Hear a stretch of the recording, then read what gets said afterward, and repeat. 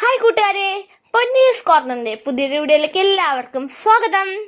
ഇന്ന് ഞാൻ നിങ്ങളെ പരിചയപ്പെടുത്താൻ പോകുന്നത് ഇടുക്കി ജില്ലയിലെ അഞ്ചുരുളി ടണലാണ്.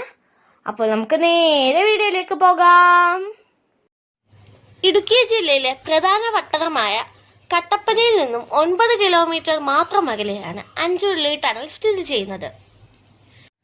കട്ടപ്പന ഏലപ്പാറ റൂട്ടിൽ കാഞ്ചിയാർ കാക്കാട്ടുകടയിൽ നിന്ന് വലത്തോട്ട് തിരിഞ്ഞ് 2.5 കിലോമീറ്റർ സഞ്ചരിക്കുകയാണെങ്കിൽ അഞ്ചുരുളി ടണലിന് മുമ്പിൽ നമുക്ക് എത്താൻ കഴിയും.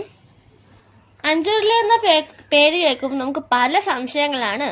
അവിടെ 5 ഉരുളികൾ കമഴ്ത്തി വെച്ചിട്ടുണ്ടോ, അതോ ആരെങ്കിലും ഉരുളി എടുക്കാൻ മറന്നുപോയോ, അതോ അവിടെ ഉരുളികൾ നിർമ്മിക്കുന്ന സ്ഥലമാണോ എന്നൊക്കെ. എന്നാൽ നമുക്ക് അവിടെ ചെന്നിട്ട് എന്താണ് ഇതിൻ്റെ സത്യമെന്നറിയാം. മെയിൻ റോഡിൽ നിന്നും ഉള്ളിലേക്ക് കയറിയാൽ കാനനപാതയിലൂടെയാണ് അഞ്ചുരുളി ടണലിലേക്ക് പോവേണ്ടത്. ഈ യാത്രയും ഒരു മനോഹരമായ യാത്രയാണ്.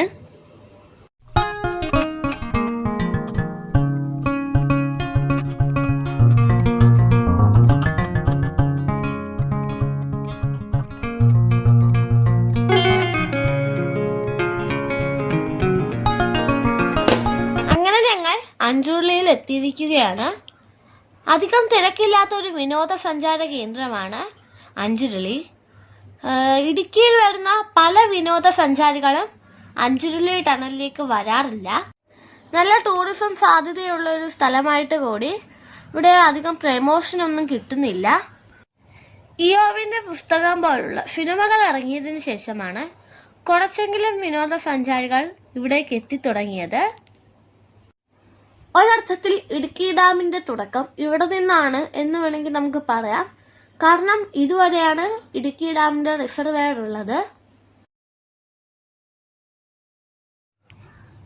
ഉരുളികൾ കമഴ്ത്തി വെച്ചതുപോലെ കാണുന്ന മലനിരകളാണ് ഈ സ്ഥലത്തിന് അഞ്ചുരുളി എന്ന പേര് നൽകിയത്. അഞ്ചുരുളികൾ കമഴ്ത്തി വെച്ചതുപോലെ കാണുന്ന 5 മലകളാണ് ഇവിടുത്തെ പ്രധാന പ്രത്യേകത. നിലവിൽ ഇപ്പോൾ 5 കുന്നുകളും ജലത്തിനടിയിലാണ്. ഇവിടെ അണക്കെട്ടിൽ ജലനിരപ്പ് താഴുമ്പോൾ മാത്രമേ നമുക്ക് 5 കുന്നുകളും ദൃശ്യമാവുകയുള്ളൂ. മലകളാലും പുൽമേടുകളാലും ചുറ്റപ്പെട്ട് കിടക്കുന്ന ഇടുക്കി അണക്കെട്ടിന്റെ ജലസംഭരണി മനോഹരമായ ഒരു കാഴ്ചയാണ്. ജലസംഭരണിയുടെ വിവിധ ഭാഗങ്ങളിൽ ഇറങ്ങാനുള്ള വഴികളുണ്ടെങ്കിലും അവിടെ ഇറങ്ങാതിരിക്കുന്നതാണ് നല്ലത്. ജലസംഭരണിക്ക് നല്ല ആഴമുണ്ട്. പക്ഷെ നമുക്കത് കരയിൽ നിന്ന് നോക്കുമ്പോൾ ആഴമുള്ളതായിട്ട് തോന്നത്തില്ല. അതിനാൽ ജലസംഭരണിയിലേക്കുള്ള ഇറക്കം അപകടം ക്ഷണിച്ചു വരുത്താൻ സാധ്യതയുണ്ട്. ചില സമയങ്ങളിൽ വെള്ളം കുടിക്കാൻ എത്തുന്ന മൃഗങ്ങളെയും ജലസംഭരണിയിൽ കാണാം. ഇരട്ടയാർ ഡാമിൽ നിന്നും ഇടുക്കി ഡാമിലേക്ക് വെള്ളം കൊണ്ടുപോകുന്നതിനായി കേരള സ്റ്റേറ്റ് ഇലക്ട്രിസിറ്റി ബോർഡിന്റെ നേതൃത്വത്തിൽ 1974 നിർമ്മിച്ച തുരങ്കമാണ് അഞ്ചുരുളി തുരങ്കം. മനുഷ്യനിർമ്മിതമായ ഈ തുരങ്കമാണ് അഞ്ചുരുളിയെ ഇടുക്കിയിലെ മറ്റ് കാഴ്ചകളിൽ നിന്നും വ്യത്യസ്തമാകുന്നത്. ഏതാണ്ട് 5.5 കിലോമീറ്ററോളം നീളമുള്ള തുരങ്കമാണ് അഞ്ചുരുളി തുരങ്കം. ഈ തുരങ്കത്തിൽ വെള്ളം കുറവാണെങ്കിൽ നമുക്ക് ഈ തുരങ്കത്തിനകത്തൂടെ കുറച്ച് ദൂരം നടക്കാൻ കഴിയും. വേനൽക്കാലത്താണ് ഈ തുരങ്കം സന്ദർശിക്കാൻ പറ്റിയ സമയം. കാരണം വേനൽക്കാലമാകുമ്പോൾ ഈ തുരങ്കത്തിൽ വെള്ളം വളരെ കുറവായിരിക്കും. അപ്പോൾ മാത്രമേ നമുക്ക് ഈ തുരങ്കത്തിനകത്തൂടെ നടക്കാൻ സാധിക്കൂ. ഞാനിപ്പോൾ അഞ്ചുരുളി ടണലിന് മുമ്പിലാണ് ഇരിക്കുന്നത്.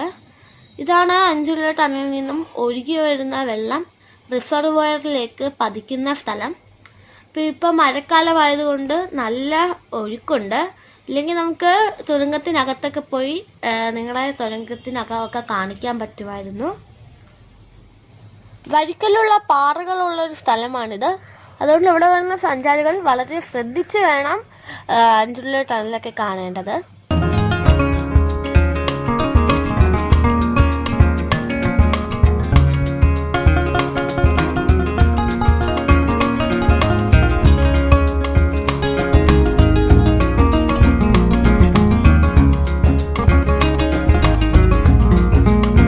വികസനമൊന്നും വന്നിട്ടില്ലെങ്കിലും ടൂറിസ്റ്റ് കേന്ദ്രമായി മാറിക്കൊണ്ടിരിക്കുകയാണ് അഞ്ചുരുളി. ദിവസം തോറും 100 കണക്കിന് ടൂറിസ്റ്റുകളാണ് ഇവിടെ എത്തിക്കൊണ്ടിരിക്കുന്നത്. ജീവിതത്തിൽ ഒരിക്കലെങ്കിലും സന്ദർശിക്കേണ്ട മനോഹരമായ പ്രകൃതി ഭംഗിയുള്ള ഒരു പ്രദേശമാണ് അഞ്ചുരുളി ടണൽ. ഞാൻ നേരത്തെ സൂചിപ്പിച്ചല്ലോ, ഇവിടെ കുറച്ച് വിനോദസഞ്ചാരികൾ മാത്രമാണ് എത്തുന്നതെന്ന്. അവർക്ക് ആവശ്യമായിട്ടുള്ള കുറച്ച് കടകൾ മാത്രമാണ് ഇവിടെയുള്ളത്. തൊട്ടടുത്തുള്ള അയ്യപ്പൻകോവിൽ, അയ്യപ്പ ക്ഷേത്രം, തൂക്കുപാലം എന്നിവയെ ബന്ധപ്പെടുത്തി വലിയൊരു ടൂറിസ്റ്റ് കേന്ദ്രമാകാനുള്ള എല്ലാ സാധ്യതകളും അഞ്ചുരുളിയിലുണ്ട്. വരും കാലങ്ങളിൽ അഞ്ചുരുളി ഒരു വലിയ ടൂറിസ്റ്റ് കേന്ദ്രമാകുമെന്ന് നമുക്ക് പ്രതീക്ഷിക്കാം. അപ്പം ഞങ്ങൾ ഇവിടുന്ന് കണ്ടു കഴിഞ്ഞ് തിരിച്ചിറങ്ങുകയാണ്. അപ്പം എല്ലാവർക്കും എൻ്റെ വീഡിയോ ഇഷ്ടപ്പെടുകയാണെങ്കിൽ ലൈക്കും കമൻറ്റും ഷെയറും ചെയ്ത് സബ്സ്ക്രൈബും ചെയ്ത് തൊട്ടടുത്തുള്ള ബെല്ലൈക്കൺ ഒന്ന് ഇനേബിൾ ചെയ്യണേ. അപ്പോൾ നമുക്ക് അടുത്ത വീഡിയോയിൽ കാണാം. Bye bye.